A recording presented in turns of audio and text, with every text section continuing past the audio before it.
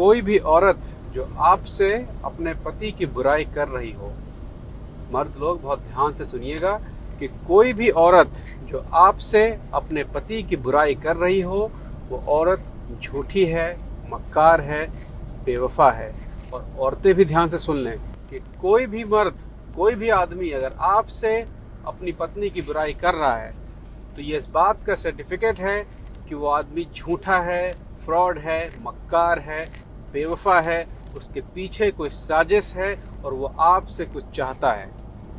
अगर आप अपने पार्टनर की बुराई, कितना भी खराब पार्टनर हो, कितना भी कंकाला औरत हो, कितनी भी बढ़िया औरत हो, कितना भी हड़काने वाला आदमी हो, अगर वो उसकी बुराई खास तौर पे दूसरे सेक्स से कर रहा है, मतलब कि औरत आदमी से, आदमी औरत से, तो ये इस बात का सर्टिफिकेट है कि वो व्यक्ति विश्वास के काबिल नहीं है। आदमी आदमी से कर रहा है, अपना दुखड़ा रो सकता है, औरत औरत से कर रही दुखड़ा रो सकता है, लेकिन अगर औरत किसी आदमी से कर रही है तो उसके पीछे कोई कारण है। अगर कोई आदमी किसी औरत से कर रहा है तो उसके पीछे कोई कारण है। औरत का मतलब यहाँ पे माँ बाप और बहनें नहीं हैं, ठीक है। तो ये है एक बेसिक कॉन्सेप्ट कि आप कैसे सीधे तौर पर जान सकते हैं कि आपका पार्टनर आपसे धोखा कर रहा है या नहीं। जितना आसान ये देखना है उतना ही आसान इसका इलाज भी है। इलाज के ऊपर भी बाद में आएंगे, लेकिन उसके सर्कमस्टेंसेस की बात कर लें। जो लोग बीच की बात नहीं सुनना चाहते, मैंने नीचे लिख दिया है, सीधे इलाज पे स्किप करके पहुंच जाएं कि इसका इलाज क्या है, इस झंझट से कैसे बचा जाए। आप वहां जाके देख सकते हैं, लेकिन अगर पूरा देख लेंगे तो बहुत सारी चीज़ें आपकी समझ में आ जाएंगी। देखिए, आदमी और औरत, पति और पत्नी का जो रिश्ता होता है वो माँ बाप के रिश्ते के बाद दूसरा सबसे महत्वपूर्ण रिश्ता होता है। सारे रिश्ते सौतेले हो सकते हैं, सौतेला भाई हो सकता है, सौतेली बहन हो सकती है, सब सौतेला हो सकता है, सौतेली बीवी नहीं हो सकती। वो अलग बात है कि लड़ाई झगड़ा हो जाए तो आपके खिलाफ हो जाएगी वो, लेकिन वो सौतेली बीवी नहीं होगी, आपके साथ होगी या आपके खिलाफ होगी। माँ बाप भी एक समय के बाद आपको छोड़ के चले जाएंगे, लेकिन ये बहुत संभव है कि आपका साथी अंत समय तक आपके साथ रहेगा, या कोई एक तो अंत समय तक रहेगा, चाहे पति हो चाहे पत्नी हो। अमूमन पति पहले मरते हैं, पत्नियां बाद में। ये एक वैज्ञानिक नियम है कि पुरुष की मृत्यु पहले होती है, उसमें किसी और दिन बाद में आएंगे। हमारे यहाँ की सबसे बड़ी समस्या, भारत की मैं बता रहा हूँ, सबसे बड़ी समस्या ये है कि हमें एजुकेट नहीं किया जाता है।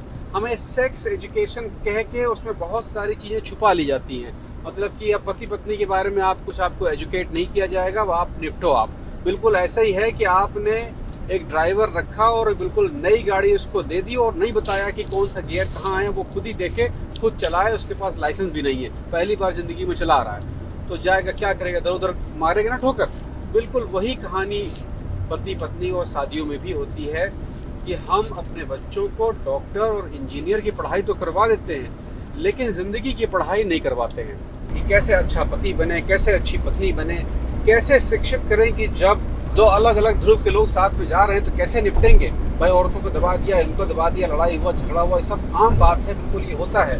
कारण उसका ये है कि आदमी और औरत, मेल और फीमेल, बायोलॉजिकली, मतलब कि हमारा शरीर बायोलॉजिकली तो एक ही होता है, लेकिन हमारी साइकोलॉजी, हमारा दिमाग और हमारे हार्मोन्स जो होते हैं वो बिल्कुल अलग होते हैं। जितना मेरा मेडिकल का ज्ञान है उसके हिसाब से पुरुष के हार्मोन्स और स्त्री के हार्मोन्स को आप मोटी भाषा में कह सकते हैं भावनाएं, मोटी भाषा में ये भी कह सकते हैं कि इच्छाएं, बिल्कुल जमीन आसमान का फर्क होता है उनमें। और एक शादी का मतलब ये होता है कि उन दोनों जमीन आसमान के बीच में एक सामंजस्य बैठाना, एक बीच का लाइन लेके चलना है। अगर वो आपके ऊपर नाराज हो रही है तो आप थोड़ा सिकुड़ के बैठ जाइए, और अगर ये आपके ऊपर चढ़े जा रहे हैं तो आपको तुरंत चढ़ने की जरूरत नहीं है।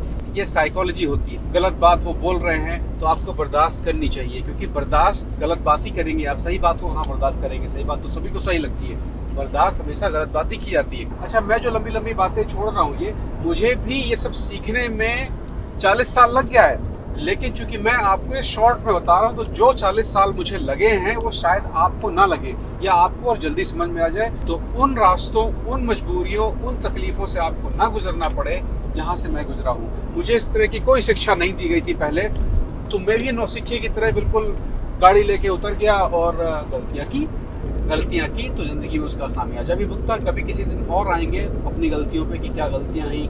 लेकिन मैं अब 40 साल पार करने के बाद जिंदगी के मैं कह सकता हूँ कि जो मेरी बीवी है वो सबसे अच्छी है, क्योंकि मैंने अब अच्छाई, सुंदरता किसी और चीज में देख ली है और ये सारी सुंदरता मेरे से आती है।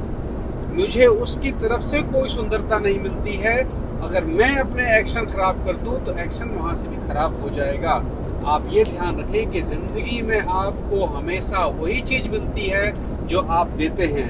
आप किसी को इज्जत देंगे तो आपको इज्जत मिलेगी, आप किसी को बेइज्जती करेंगे तो आपको बेइज्जती मिलेगी, आप किसी को प्यार बांटेंगे आपको प्यार मिलेगा, आप किसी को गाली देंगे तो आपको गालियां मिलेगी। जो भी आप देते हैं जिंदगी अमूमन दोगुनी करके आपको वापस करती है। ये प्रकृति का नियम भी है। जितनी क्रिया होगी कम से कम उतनी ही प्रतिक्रिया तो होगा करेगी, ज्यादा भी हो सकती है। प्रतिक्रिया तो होना ही होना है, लाजमी है। तो मैं आपको घरेलू झगड़ों से बचने के लिए, मियाँ बीवी में प्यार और मजबूत करने के लिए, या आपकी नई नई शादी हुई है या होने वाली है, खास तौर पे औरतें ध्यान रख लें इस बात को, अगर होने वाली है मर्दों के लिए भी बिल्कुल उतना ही जरूरी है ये। मैं एक लाइन की छोटी सी टिप आपको दे देता हूँ। अगर आपने उसको अपनी जिंदगी में उतार लिया तो आप बहुत सारे कष्टों से बच जाएंगे। ये लाइन सीखने में मुझे 35 साल लग गया, किसी ने बताई नहीं थी मुझे, अब पता चली है। अब मैं सीधे आपको उठा के दे रहा हूँ, आपके समझ में आए तो नोट कर लीजिए कहीं पे। लाइन ये है, औरतें ध्यान दें, लाइन ये है कि आप अपने पति की गैर मौजूदगी और दूसरों की मौजूदगी में अपने पति की केवल अच्छाई करें। मर्द लोग ध्यान दें, आप अपनी पत्नी की गैर मौजूदगी में और दूसरों की मौजूदगी में केवल उसकी अच्छी बातें बताएं कि कितनी अच्छी, भले वो कितनी खराब हो। घर में जब अकेले हो बैठ के लड़ लो, कुटुम्बस कर लो कस के आपस में, लेकिन जब दूसरों के सामने रहें तो बताएं कितनी अच्छी भाई, और या बताएं कितने मेरे मियाँ कितने अच्छे हैं, मेरे पति कितने अच्छे हैं और ये करते हैं वो करते हैं। अगर आपने ये ऐसा किया तो आप दोनों के बीच का संबंध, आप दोनों के बीच की मोहब्बत, आप दोनों के बीच का विश्वास 2 गुना 3 गुना बढ़ जाएगा। पीठ पीछे कही हुई बातें मुंह पे कही हुई बातों से ज्यादा आदमी को लगती है। मतलब आपने किसी के पीठ पीछे अगर अच्छाई कर दी है तो वो आपका हमेशा का दोस्त बन गया, समझे आप। तो पीठ पीछे कभी किसी की बुराई मत करिए, हमेशा अच्छी बात करिए। भले ही मन में बिल्कुल चक्कू लगा हो, भले ही मन में बिल्कुल चक्कू लिए बैठे हुए हो, लेकिन पीठ पीछे बुराई मत करिए। तो इलाज, सबसे आसान इलाज, अपने पार्टनर की गैर मौजूदगी और दूसरों की मौजूदगी में उसकी बुराई कभी ना करें, उसकी हमेशा अच्छी बातें करें। ऐसा करने से आप उन लोगों में जिनसे आप बातें कर रहे हैं उनकी आंखों में विश्वास बनाएंगे, उनकी आंखों में भी आपकी इज्जत बहुत बढ़ेगी, और आपका पार्टनर तो बल्ले बल्ले है ना। आज का यही तक। वीकेंड में सैटरडे या संडे को एक लाइव रख लेते हैं जिसके बारे में जो हम लोगों ने पिछले 3 सब्जेक्ट पे बात किया है। एक कि बड़ा आदमी कैसे बने, दूसरा माफ करना कैसे सीखें, और तीसरा पति पत्नी या घरेलू झगड़े जो होते हैं अगर उससे संबंधित कोई सवाल जवाब हो तो शनिवार को भारत के समय अनुसार 5:30 बजे हम लोग बैठते हैं और इस पर डिटेल में बात करेंगे। उस दिन कोई नया सब्जेक्ट नहीं लेंगे, केवल सवाल जवाब की बात करेंगे। शायद जितना मुझे थोड़ा बहुत पता है आपको कोई ना कोई काम की चीज़ बाहर निकल आए, तो जितना सीख सके सीखिए। मुझसे पता नहीं किस दिन जाने का नंबर आ जाए, तो जितना निकाल सके मुझसे निकाल लीजिए। जितना आप पूछेंगे उसी हिसाब से बताऊँगा फिर आपको। और अभी भी खबर आ रही है कि महाराष्ट्र में कोरोना के नए मामले आए हैं। 11,000 नए मामले आ गए हैं 2 दिनों के अंदर। जो नया कोरोना, ब्रिटेन वाला कोरोना है उसका है। डिटेल अभी और पता नहीं चल पाई, जैसे पता चलेगी आपको बताएंगे, मतलब क्लियर जब पता चल जाएगी तो आपको बताएंगे। और अगर आपको याद हो पिछले साल मैंने कहा था मार्च से मई के बीच में आम जनता आप लोगों के लिए वैक्सीन आने की संभावना है, उसकी डिटेल भी आ रही है, वो अगले हफ्ते आपको हम बताएंगे। संभवतः 21 मार्च, जो मैंने आपको पिछले साल भी डेट बताई थी, संभवतः 21 मार्च के आसपास बुजुर्गों के लिए आ जाएगी, और जुलाई आते आते ये मार्केट में वैक्सीन मिलना शुरू हो जाएगी।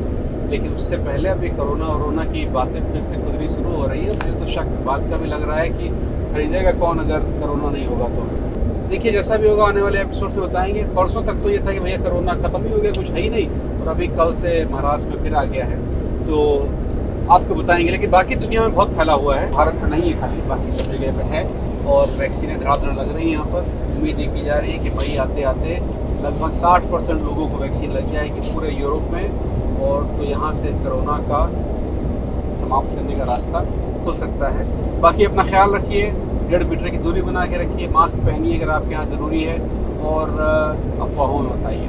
मिलेंगे अगले एपिसोड में, ख्याल रखिए।